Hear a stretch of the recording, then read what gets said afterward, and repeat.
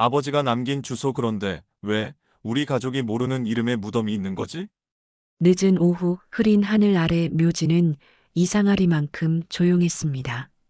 장남은 아버지가 남긴 주소를 손에 쥐고 숨을 고르듯 봉분 앞에 멈춰 섰습니다. 바람은 움직이지 않았고 봉분 앞 흙바닥에는 누군가 최근에 다녀간 발자국이 선명하게 찍혀 있었습니다.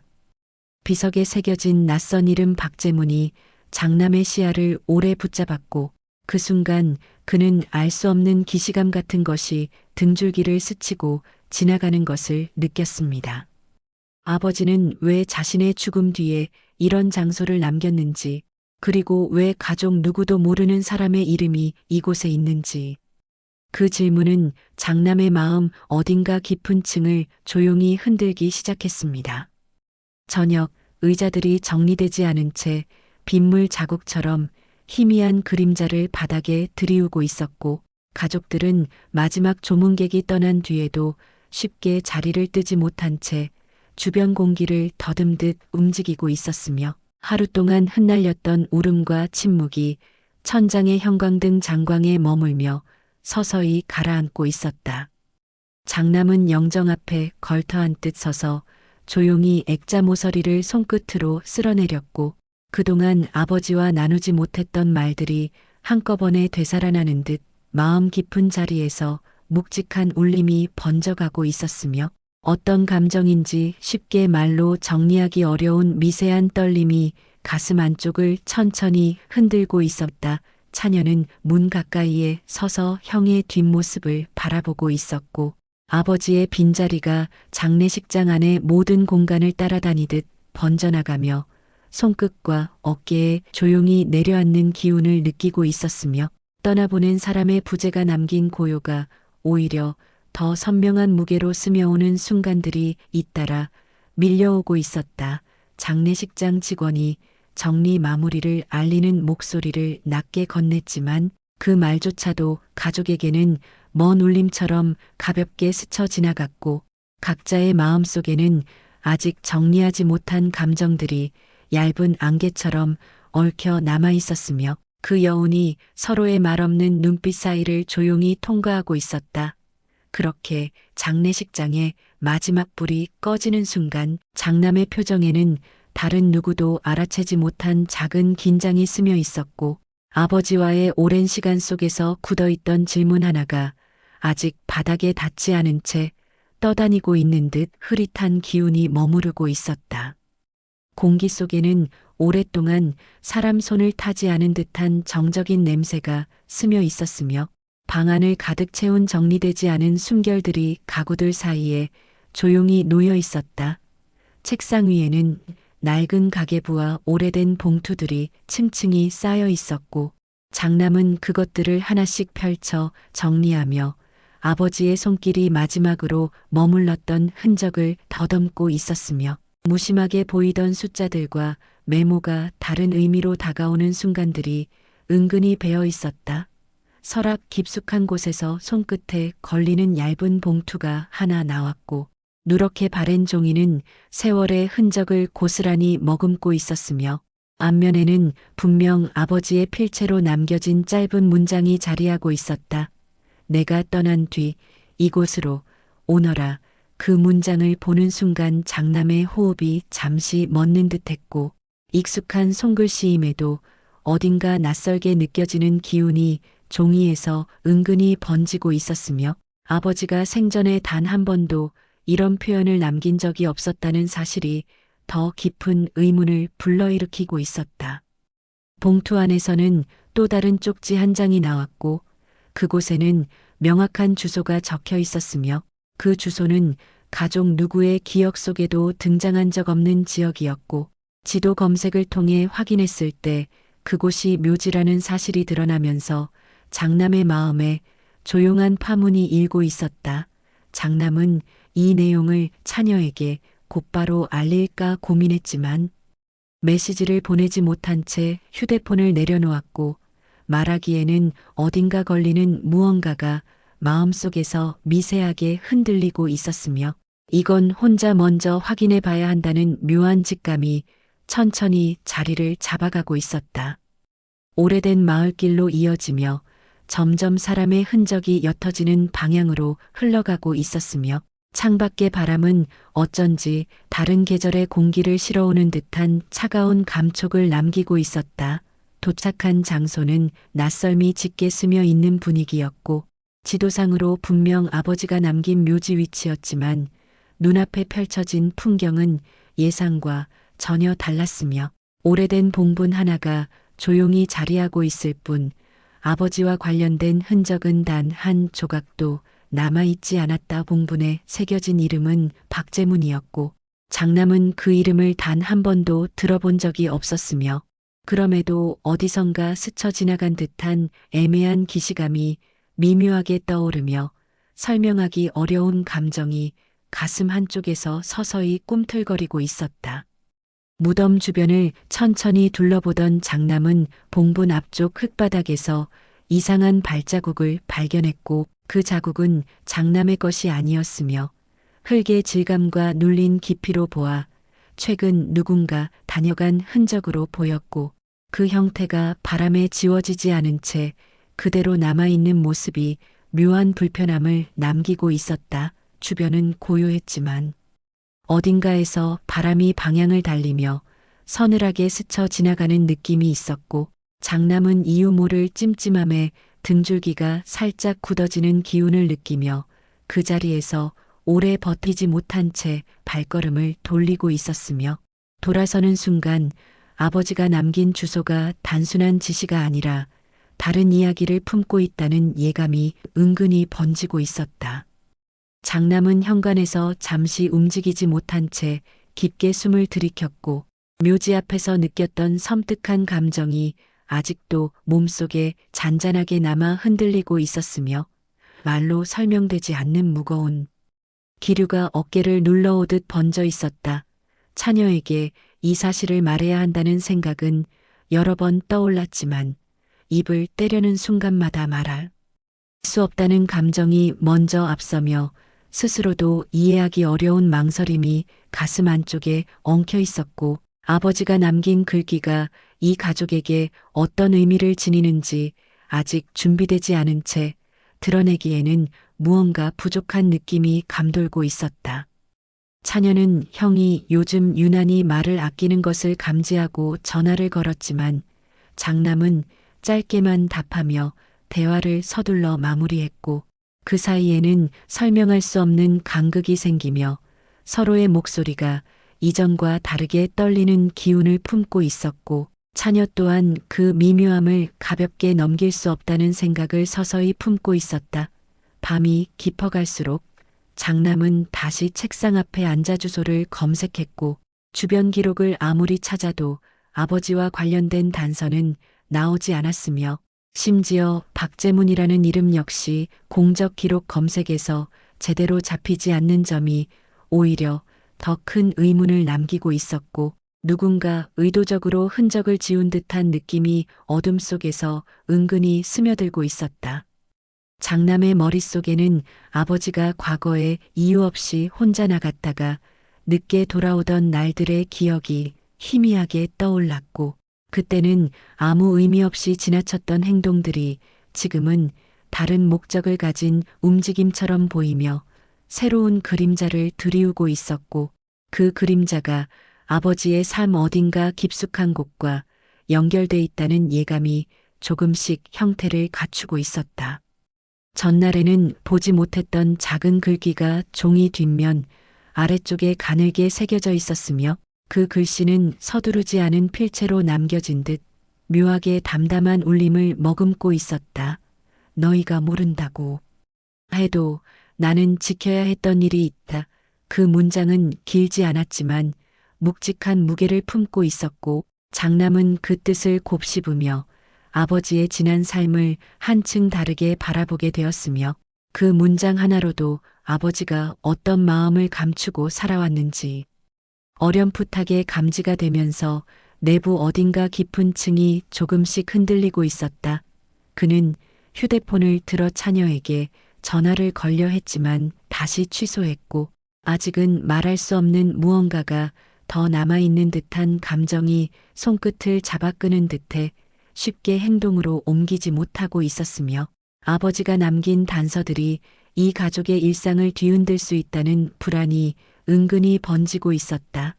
장남은 그 문장을 바라보며 한동안 가만히 앉아 있었고 그 순간 책상 위 휴대폰이 조용히 진동하며 화면을 밝히고 있었으며 발신인은 아버지가 생전에 마지막으로 통화했던 번호였고 읽지 않은 메시지 1건이라는 알림이 작게 떠 있었다. 그 메시지는 아직 열리지 않은 채 장남의 손에 남겨져 있었고 그것이 앞으로 어떤 방향으로 이 가족을 끌어가게 될지 아무도 모른 채 조용한 아침 공기 속에서 잠잠히 흔들리고 있었으며 그렇게 아버지의 죽음 뒤에 숨겨진 첫 번째 균열이 막 모습을 드러내기 시작하고 있었다.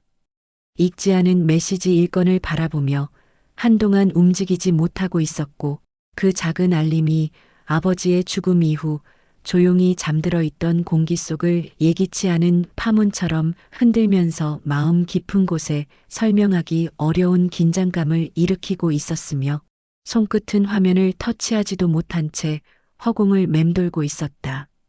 메시지를 열어야 한다는 판단은 명확했지만 알 수 없는 이유로 망설임이 길게 이어지고 있었고 아버지가 남긴 글귀와 주소의 의미가 뒤엉켜 새로운 의문을 만들고 있었으며 그 메시지가 단순한 문자 이상의 무언가를 품고 있다는 예감이 은근히 가슴을 조여 오듯 번지고 있었다. 결국 장남은 깊은 숨을 들이킨 뒤 화면을 눌렀고 메시지 창에는 단 하나의 문장만이 적혀 있었으며 그것은 시간에 쫓기듯 급하게 남긴 흔적처럼 짧고 거칠게 남아 있었다.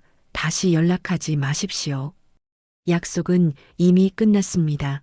이 문구는 분명 아버지의 마지막 통화 상대가 보낸 것이었고 말투는 아버지와의 관계를 알고 있었다는 듯 단호하면서도 묘하게 절제된 감정을 품고 있었으며 장남은 그 문장을 여러 번 읽으며 그 의미를 곱씹고 있었고 마치 누군가가 보이지 않는 선을 그어 아버지의 과거를 차단해 놓은 듯한 느낌이 스며들고 있었다.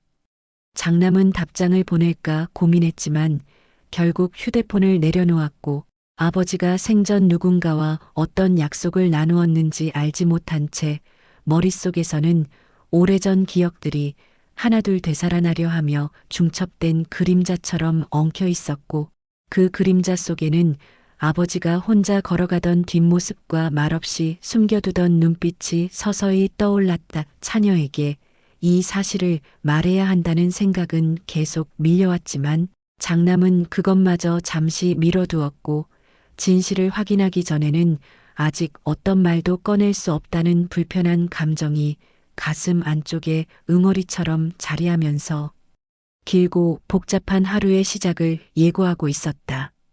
통화할 때마다 예전과 달리 짧게 대답하고 서둘러 끊으려는 기류가 묻어나며 무심한 듯 지나칠 수도 있는 변화가 계속 마음에 남는 듯 잔잔하게 파문을 만들고 있었으며 그 변화가 단순한 슬픔 때문이 아니라는 예감이 천천히 깃들고 있었다. 차녀는 장례식장에서 형이 영정 앞에 혼자 서 있던 모습을 떠올렸고 그때 형의 눈빛이 어딘가 흔들리고 있었던 장면이 다시금 기억 속에서 선명해지며 심상치 않은 기운을 더했고 가족에게 말하지 못한 비밀을 품은 사람 특유의 긴장감이 형에게 배어 있다는 느낌까지 번져가고 있었다. 그녀는 결국 형에게 직접 집으로 찾아가기로 결정했고 준비 없이 움직이는 듯 보였지만 마음속에서는 이미 오래전부터 쌓여있던 불안이 행동으로 옮겨지고 있었으며 그 불안이 어디에서 비롯된 것인지 스스로도 정확히 알지 못한 채 조용히 가속도를 내고 있었다. 형의 집에 도착했을 때 차녀는 형이 평소보다 더 피곤한 얼굴을 하고 있다는 것을 단번에 알아챘고 무언가를 감추려는 듯 눈길을 피하는 모습에서 확신에 가까운 의심이 빠르게 자리 잡고 있었으며 그녀는 조심스레 물음을 꺼내려 했지만 형은 대화를 돌리며 문틈을 막듯 짧고 건조한 답변만 남기고 있었다. 차녀는 그 태도 속에서 형이 아버지의 죽음과 관련해 가족에게 말하지 않은 정보를 이미 알고 있다는 강한 확신을 느꼈고, 그 침묵이 단순한 감정 정리가 아니라 특정한 목적을 품고 있다는 기류가 감지되며 마음속 긴장이 더 선명하게 일렁이고 있었다.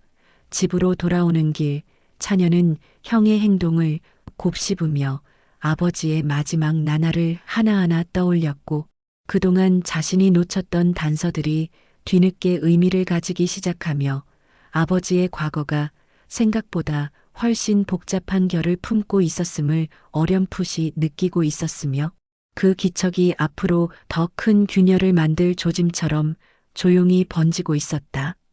아무 말도 하지 못했으며 그 침묵이 스스로를 더 답답하게 몰아넣었지만, 아버지가 남긴 단서의 의미를 명확히 하기 전까지는 누군가에게 흔들리는 이야기를 전달할 수 없었다는 생각이 내면 깊은 곳에서 은근히 자리 잡고 있었다. 결국 그는 다시 무덤을 찾기로 결정했고, 첫 방문에서 느꼈던 불편한 기운이 여전히 미완의 상태로 남아 있었으며, 발자국의 존재와 낯선 이름이 맥락 없이 겹쳐져 있었기에 이번에는 더 꼼꼼히 확인해야 한다는 판단이 자연스레 스며들고 있었다.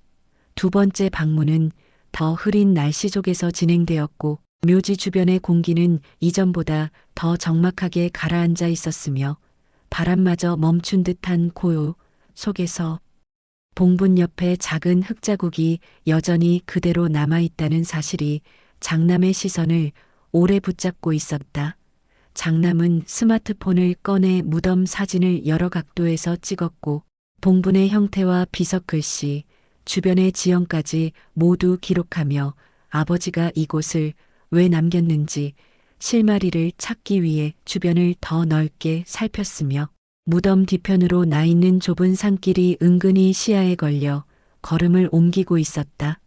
산길은 사람 발걸음이 오간 흔적처럼 흙이 다져져 있었고, 비교적 최근까지도 누군가가 오갔던 기운이 묻어 있었으며, 장남은 이유를 알 수 없는 끌림에 따라 길을 따라가다 작은 흔적 하나를 발견하고 움직임을 멈췄다. 그것은 낡은 종이 조각이었고, 습기를 머금은 듯 구겨진 채 땅에 붙어 있었으며, 장남이 조심스레 펼쳐본 그 종이에는 박재문이라는 이름이 흐릿하지만 분명히 적혀 있었고, 아버지가 남긴 주소와 이 이름이 서로 어떤 방식으로 연결되는지 알 수 없는 채로 더 큰 의문이 형체를 드러내고 있었다.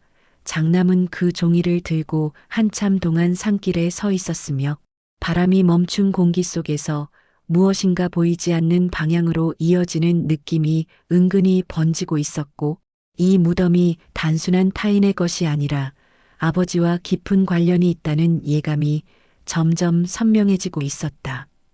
또 다른 단서 차녀는 형과의 대화에서 느꼈던 미묘한 긴장을 떨쳐내지 못한 채 집에 돌아와 오랫동안 잠들지 못했고, 침대 머리맡에 앉아 아버지의 마지막 한 달을 떠올리며 휴대폰 앨범 속 사진들을 차례로 넘겨보고 있었으며, 사진 속 시간들이 평범하게 보였던 날들도 다시 보면 어딘가 설명되지 않는 틈이 있었다는 사실이 새삼스레 스며들었다.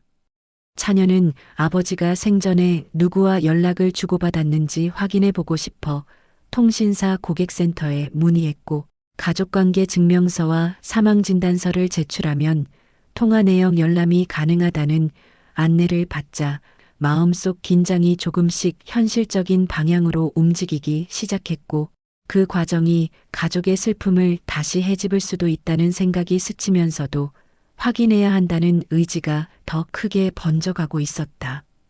며칠 뒤 통화 내역을 받아본 차녀는 맨 아래쪽에서 눈길을 멈추었고, 그것은 아버지가 세상을 떠나기 사흘 전부터 반복적으로 걸었던 번호였으며, 그 번호는 장남이 말하지 않는 이유가 무엇인지 어렴풋이 가리키는 듯한 기운을 품고 있었다. 차녀는 번호를 복사해 검색창에 넣었지만 특별한 정보는 나오지 않았고, 통신사 소속도 아닌 가상회선 형태로 등록되어 있어 더욱 수상한 느낌이 스며들었으며 개인명의 비공개라는 표시가 오히려 어떤 인물을 숨기고 있다는 인상을 강하게 남기고 있었다. 번호를 바라보던 차녀는 결국 직접 전화를 걸어보기로 마음먹었고 연결음이 길게 울리는 동안 가슴 한쪽에서 알 수 없는 긴장감이 또렷하게 올라오고 있었으며 통화가 끊어지기 직전 짧은 음성이 들렸다. 여긴 지금 받으면 안 되는 곳입니다.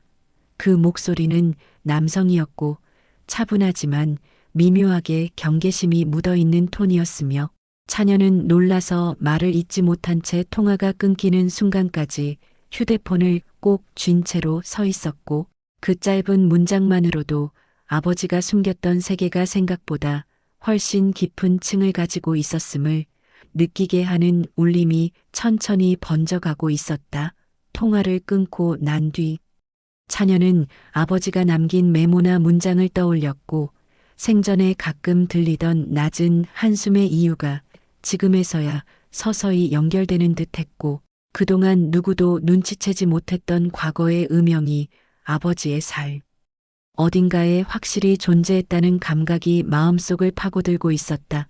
차녀는 형에게 이 사실을 공유해야 한다는 생각이 스쳤지만 형이 이미 어떤 사실에 접근했기 때문에 말을 아끼는 것이라는 판단이 짙어졌고 형이 알아낸 정보가 자신보다 훨씬 구체적일 수도 있다는 예감까지 스며들며 가족 사이에 미묘한 균열이 더 깊은 층으로 내려가기 시작하고 있었다.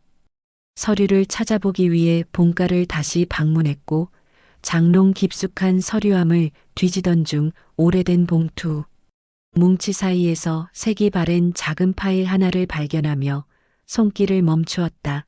파일에는 아버지가 젊었을 때 다녔던 직장의 이름이 적혀 있었고 문서 속에는 당시 함께 근무했던 사람들의 명단이 포함되어 있었지만 명단 한가운데에 이상한 공백이 존재했고 누군가 의도적으로 지운 듯한 자리만 남아 있어 차녀는 한동안 시선을 떼지 못하고 있었다.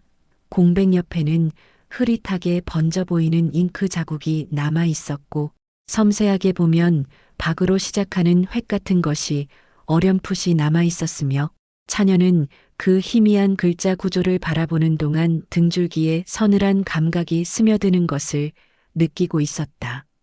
그 순간 차녀는 형이 혼자서 묘지에 다녀온 사실을 직감하게 되었고 모든 단서가 박으로 시작하는 누군가를 가리키고 있다는 점이 점차 선명해지며 아버지가 남긴 주소와 형이 숨기는 태도, 자신이 들은 목소리의 경계심까지 하나의 맥락으로 이어지는 듯한 기척이 깊숙이 번지고 있었다. 차녀는 파일 속 마지막 장을 넘겼고 거기에는 오래된 사내 회식 사진이 흑백으로 남아 있었으며 아버지가 가운데 서 있었고 주변 직원들과 함께 찍힌 평범한 사진처럼 보였으나 사진 한쪽에서 얼굴 부분이 칼로 도려내진 자리 하나가 선명하게 놓여 있었다.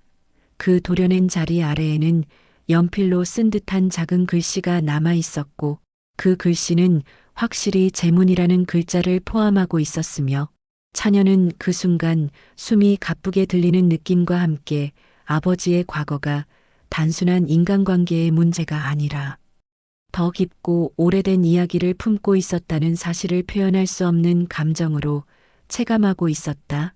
그녀는 파일을 다시 덮으며 손끝이 떨리는 것을 멈추지 못했고 아버지가 지워버린 이름을 누군가 다시 지우지 못하도록 도려낸 흔적까지 남기고 있었다는 사실에서 어떤 거대한 일의 파편이 조용히 드러나는 느낌이 있었으며 가족이 알고 있던 아버지의 모습은 그의 삶에서 절반도 되지 않는 조각이었다는 생각이 점점 확신으로 굳어지고 있었다. 차녀는 형에게 전화를 걸었지만 통화는 바로 연결되지 않았고 느리게 울리는 연결음 사이로 형이 지금 또 다른 장소에서 무언가를 확인하고 있을 것이라는 예감이 스며들었으며 가족의 과거와 아버지의 삶 그리고 지워진 이름이 서로 한 줄로 이어져 숨겨진 진실이라는 긴 그림자를 드리우기 시작하고 있었다. 머릿속에서는 봉분 옆에서 발견한 종이 조각이 계속해서 떠오르며 아버지와 박재문이라는 이름이 어떤 맥락으로 엮였는지 알 수 없는 불편함이 천천히 번져 있었다. 방 안으로 들어와 불을 켰을 때 그 밝음이 오히려 더 낯설게 느껴졌고 자신이 갔다 온 장소의 적막한 공기와 집안의 온기가 어색하게 부딪히며 마음속 깊은 갈등을 흔드는 듯했으며 책상 위에 놓인 봉투와 주소 쪽지가 새삼스레 더 무게를 지닌 채 눈앞에 놓여 있었다.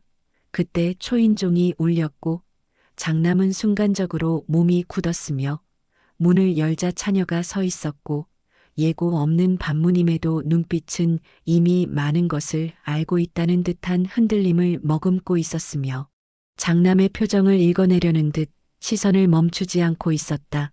차녀는 조용히 거실로 들어와 가볍게 숨을 고르며 형을 바라보았고 장남은 무덤에 대한 이야기가 아직 준비되지 않았다는 생각에 자연스레 말을 아끼고 있었지만 차녀는 형의 침묵이 오히려 정답을 말해주고 있다는 듯 천천히 가방에서 서류 한 묶음을 꺼내 놓았으며 그 순간 공기 속 긴장이 더욱 선명하게 부풀어 오르고 있었다.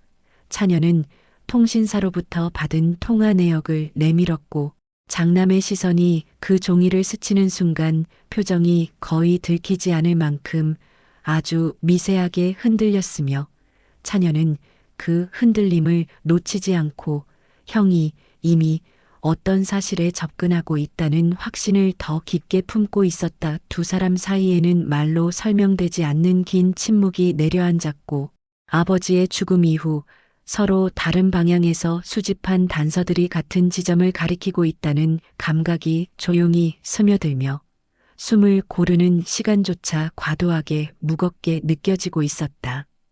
차녀는 그 눈빛에 담긴 불안과 결정을 모두 읽어내듯 조용히 고개를 들며 형의 입술이 움직이기를 기다리고 있었다. 장남은 자신이 묘지를 다녀왔다는 사실을 그대로 말하지는 않았지만 아버지가 남긴 주소지를 확인했다는 정도의 정보만을 꺼냈고 그 말만으로도 차녀는 형이 생각보다 훨씬 깊은 단서에 접근해 있다는 것을 단번에 알아차리며 가슴 한쪽에서 묵직한 울림이 올라오는 것을 느끼고 있었다. 두 사람은 동시에 박재문이라는 이름을 언급했고 그 이름이 두 사람 모두에게 독립적으로 등장했다는 사실이 공기 속을 가르는 듯한 충격으로 번졌으며 서로가 모르는 상태에서 같은 인물의 그림자에 닿았다는 사실이 아버지의 삶 깊숙한 곳에 묻혀있던 이야기가 이제 막 모습을 드러내고 있다는 예감을 강하게 남기고 있었다. 차녀는 자신이 발견한 회식 사진 속 도려낸 얼굴과 사내 명단에서 지워져 있던 자리의 잔흔을 설명했고 장남은 산길에서 발견한 종이 조각을 조용히 꺼내 테이블 위에 올려두었으며 두 사람이 모은 단서들이 마치 오래전부터 이어져 온 퍼즐처럼 서로를 향해 맞물려 가기 시작하고 있었다. 종이 조각 속의 글씨는 섭기에 눌려 일부만 남아 있었지만 재문이라는 마지막 획은 분명히 살아 있었고 차녀는 그것을 바라보며 자신의 손끝이 살짝 떨리는 것을 느꼈으며 그 떨림은 단순한 놀람이 아니라 아버지라는 존재가 품고 있던 세계가 자신들이 알던 것보다 훨씬 넓고 어두운 층을 지니고 있었다는 사실을 점점 체감하게 하고 있었다.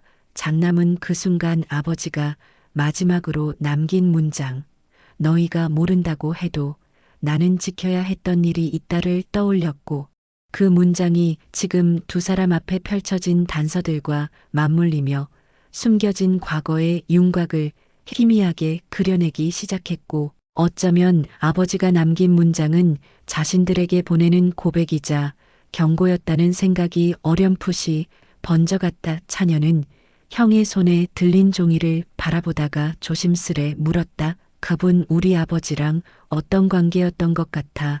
장남은 답하지 못했고 그 침묵이 곧 대답이 되어 차녀의 마음속으로 스며들며 두 사람은 이제 되돌릴 수 없는 경계를 건넜다는 감각을 조용히 받아들이고 있었다.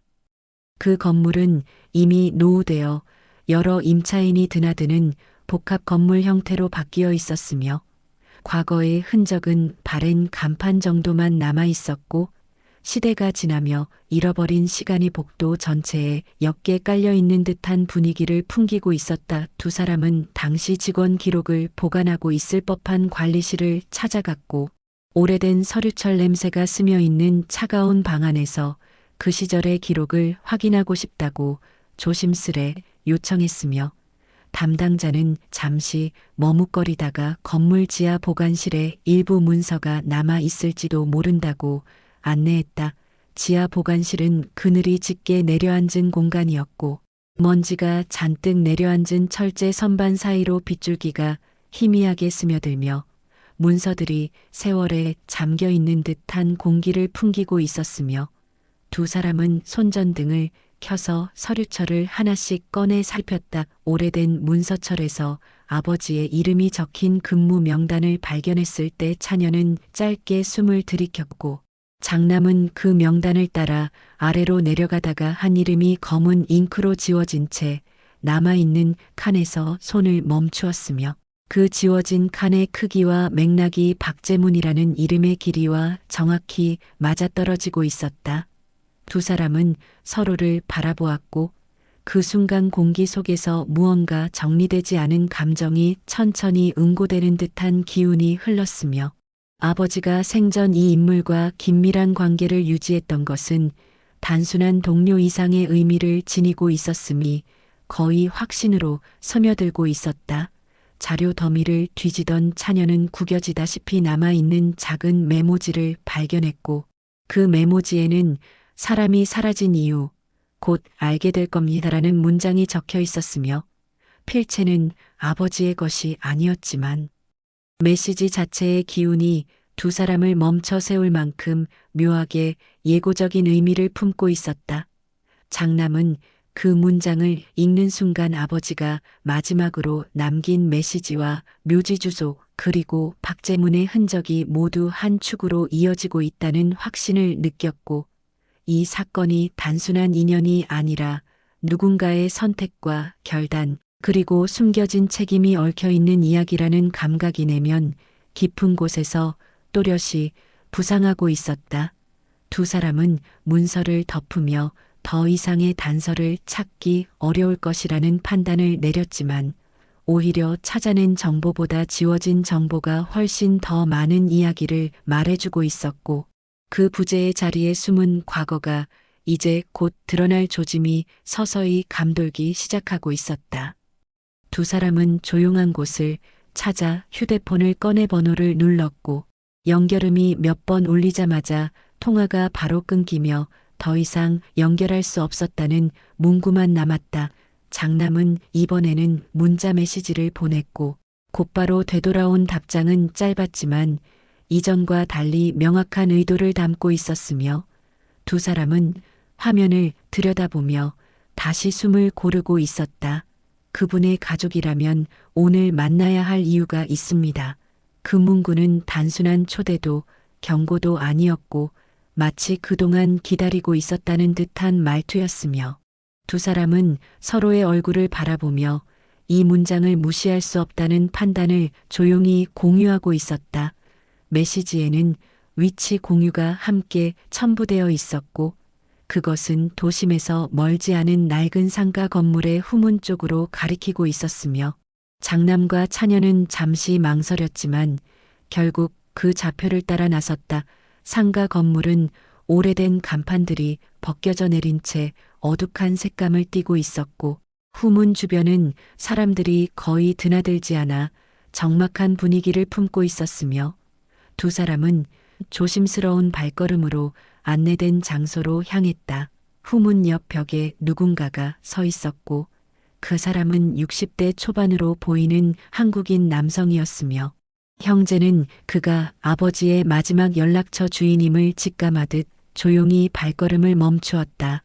남성은 두 사람을 보자마자 오래 숨겨두었던 말을 꺼낼 준비를 하고 있다는 듯한 눈빛을 보였고 장남과 차녀는 그의 표정에서 경계와 후회, 그리고 뭔가를 털어놓을 준비가 뒤섞인 감정을 읽어낼 수 있었다. 차녀가 조심스럽게 입을 열었다. 혹시 박재문 씨를 아시나요? 남성은 짧게 숨을 들이켰고 한동안 말을 잇지 못하다가 고개를 아주 천천히 끄덕였으며 그의 입술이 미세하게 떨리는 움직임이 그 이름이 단순한 옛 동료를 의미하지 않는다는 사실을 말없이 알려주고 있었다. 결국 벽에 기대었던 몸을 가볍게 바로 세우며 낮은 목소리로 아버지와 박재문에 대한 이야기를 꺼내기 시작했으며 그 말투에는 오래 숨겨온 진실을 더 이상 감출 수 없다는 체념 같은 기운이 실려 있었다.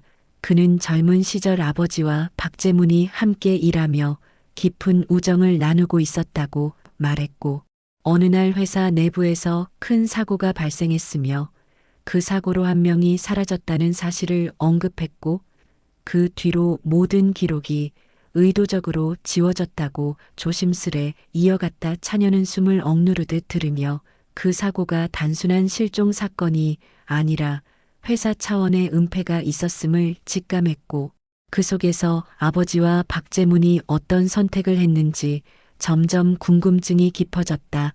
남성은 더 말을 잇기 힘들다는 듯 잠시 눈을 감았고 다시 뜬 눈에는 오래된 후회가 묻어 있었으며 그는 조용히 속삭이듯 말했다.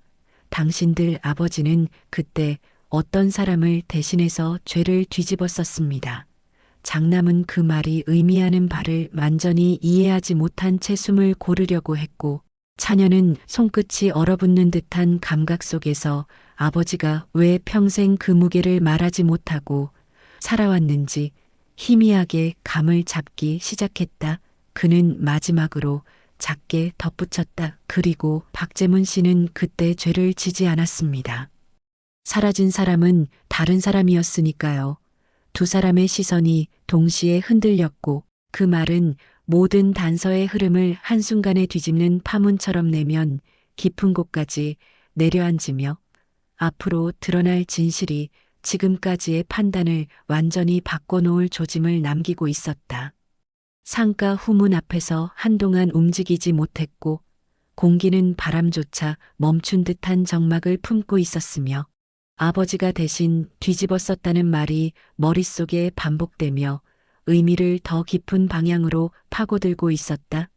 남성은 두 사람이 충격을 정리할 시간을 주듯 조용히 벽에 등을 기댄 채 숨을 고르고 있었고 결국 뭔가 더 털어놓아야 한다는 듯 입술을 천천히 열어 이야기를 이어갔으며 그의 말은 어느 한 사람의 이름을 둘러싼 오래된 그림자가 이제 막 정체를 드러내는 듯한 기운을 품고 있었다. 그가 전한 내용은 단순하지 않았고 사고가 일어나던 날 회사 내부에서는 기밀 문서 유출 사건이 동시에 발생했으며 그 사건을 누군가에게 덮어 씌워야만 조직이 무너지는 것을 막을 수 있었다는 판단이 공기 속에 스며 있었고 그 자리에 있던 누군가가 선택의 기로에 서게 되었다고 설명했다. 장남은 아버지가 그런 선택을 한 이유가 무엇인지 묻고 싶었지만 남성의 표정 속에 서린 미묘한 후회가 모든 질문을 막아서는 듯했으며 차녀는 그 말 사이에 숨어있는 감정의 결을 읽어내려는 듯 가만히 남성을 바라보고 있었다. 남성은 말했다. 당신들 아버지는 누군가를 지키려 했습니다.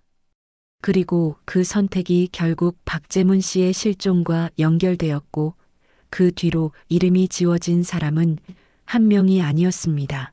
그 말은 더 큰 파문처럼 두 사람의 가슴 깊은 곳에 번져갔고 아버지의 과거에서 도려낸 얼굴과 비어있는 이름 칸 그리고 묘지의 존재까지 한꺼번에 흔들리며 새로운 방향을 가리키고 있었다. 결국 박재문이 소식을 끝까지 숨길 수 없다는 듯 조용히 말을 이었고 그는 박재문이 사고 직후 회사를 떠났으며 당시 그가 들고 나간 것으로 추정된 내부 문서 때문에 회사가 극도로 불안해했고 그로 인해 박재문의 이름이 기록에서 지워지기 시작했다고 설명했다. 차녀는 그 말을 들으며 아버지가 박재문을 지키기 위해 어떤 희생을 선택했는지 어렴풋하게 느껴졌고, 남성 역시 그날 이후 박재문의 소식이 거의 끊겼다고 말하며 자신의 기억 속에서도 그는 회사가 숨기고 싶어 한 존재였음을 인정했다. 장남은 왜 아버지가 죽기 직전에야 문제를 떠올렸는지 의문을 품고 있었으며, 남성은 그 이유가 오래된 서류 하나 때문이라고 말했다. 최근에 박재문 씨 이름이 들어있는 기록이 다시 나타났습니다. 오래된 문서 보관소에서 관리가 바뀌면서 지워졌던 파일 하나가 원래 형태 그대로 나와버렸습니다. 두 사람의 시선이 동시에 흔들렸고, 그 문서가 다시 세상에 드러난 순간부터 누군가는 그 존재를 확인했을 것이며, 아버지가 갑자기 남긴 메시지들이 모두 그 사실과 연결되어 있다는 직감이 형제의 내면에 서서히 스며들고 있었다. 남성은 주머니에서 접힌 종이 한 장을 꺼내 두 사람에게 건넸고, 그 종이에는 회사 내부 사고 기록의 일부가 복사된 형태로 남아 있었으며, 장남은 그 문서에서 아버지의 이름과 박재문의 이름이 동일한 사건 번호에 나란히 적혀 있는 것을 확인하며 짧은 숨을 들이켰다. 차녀는 종이를 살펴보는 동안 손끝이 식어가는 느낌을 받았고, 문서 한쪽에는 대상자 이탈 추정이라는 문장이 붉은색으로 표시되어 있었으며, 그 밑에는 박재문이 주소로 추정되는 장소가 적혀 있었지만, 현재 그 주소는 존재하지 않는 것으로 확인되었다는 날짜도 함께 기록되어 있었다. 한 군데 더 가야 한다며 두 사람에게 장소를 알려주었고, 그것은 아버지가 생전에 몇 번이나 혼자 다녀왔던 것으로 추정되는 지역이었으며, 그 주소는 오래된 창고형 건물의 한쪽 구역으로 이어지고 있었다. 장남과 차녀는 망설임보다 더 큰 끌림에 이끌려 그 장소로 향했고, 도착했을 때 건물은 비어 있는 듯 고요했으나 바람의 결이 벽에 부딪히며 오래된 공간의 숨결을 흩뿌리는 듯한 분위기가 흐르고 있었다. 문을 밀고 들어가자 먼지 낀 공기 속에서 희미한 햇빛이 가늘게 떨어지고 있었고, 바닥에는 오래전 누군가의 발걸음이 남긴 자국들이 미세하게 이어져 있었으며, 장남은 그 발자국의 방향을 따라 창고 깊숙한 곳으로 발걸음을 옮기고 있었다. 그 끝에서 작은 금속 상자가 하나 놓여 있었고, 상자는 녹이 슬어 있었지만 누군가가 최근에 닦아낸 듯한 흔적이 있었다. 차녀는 손을 떨며 상자를 열었고, 그 안에서는 오래된 사진 여러 장과 함께 파손된 신분증 일부, 그리고 누군가가 급하게 남긴 메모 하나가 들어 있었으며, 장남은 그 메모를 펼쳐들고 천천히 읽어내려갔다. 메모에는 이렇게 적혀 있었다. 모든 선택은 그날의 약속에서 시작되었다. 나는 지켜야 했고 그는 사라졌다. 남겨진 진실은 언젠가 돌아올 것이다.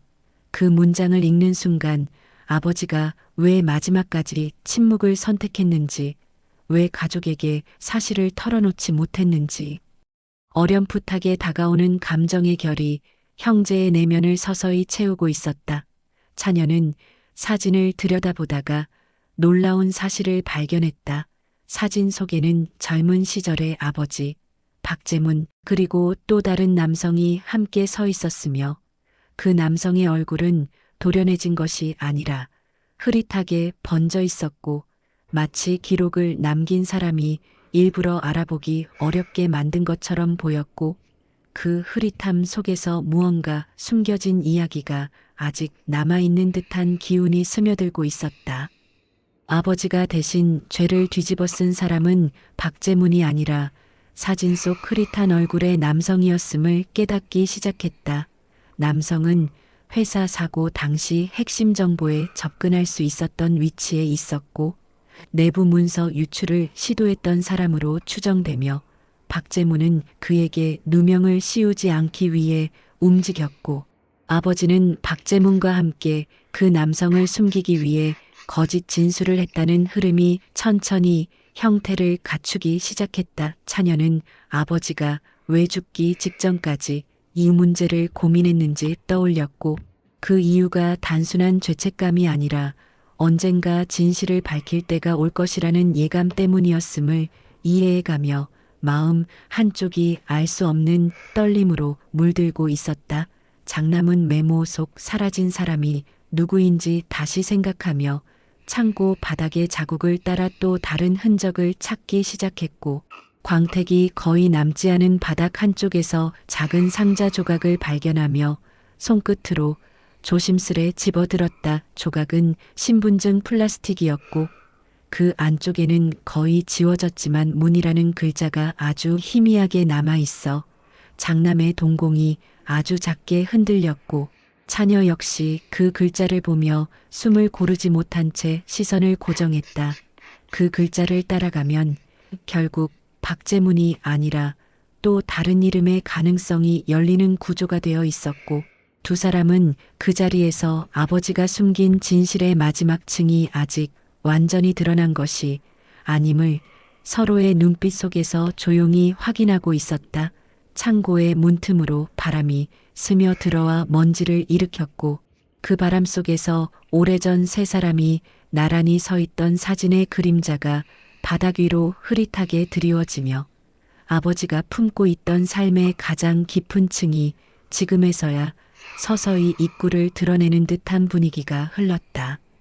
사실을 모두 이해했다고 말할 수 없는 채로 각자의 내면에서 움직이는 복잡한 감정들을 조심스레 다루고 있었다.